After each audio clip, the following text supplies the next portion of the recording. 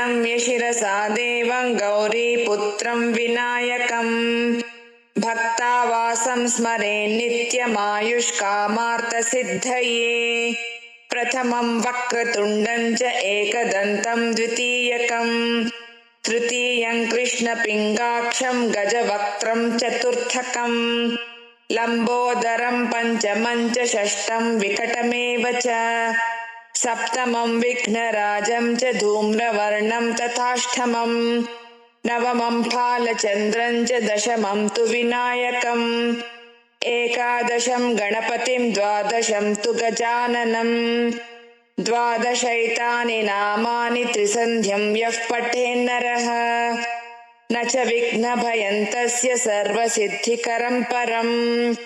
विद्यार्थी लभते विद्यां धनार्थी लभते धनम् प्रणम्य शिरसा देवं गौरीपुत्रं विनायकम् भक्तावासं स्मरे नित्यमायुष्कामार्थसिद्धये प्रथमं वक्रतुण्डं च एकदन्तं द्वितीयकं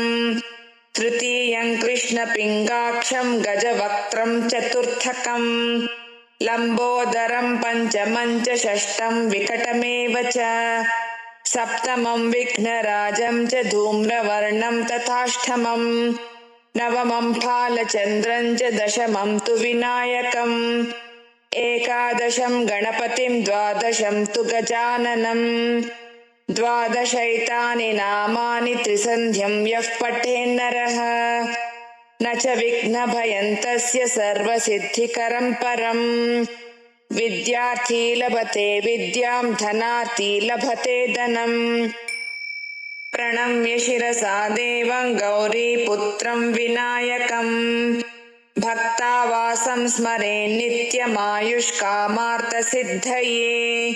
प्रथमं वक्रतुण्डं च एकदन्तं द्वितीयकं तृतीयं कृष्णपिङ्गाक्षं गजवक्त्रं चतुर्थकं लम्बोदरं पञ्चमं च षष्ठं विकटमेव च सप्तमं विघ्नराजं च धूम्रवर्णं तथाष्टमं नवमं फालचन्द्रं च दशमं तु विनायकम् एकादशं गणपतिं द्वादशं तु गजाननं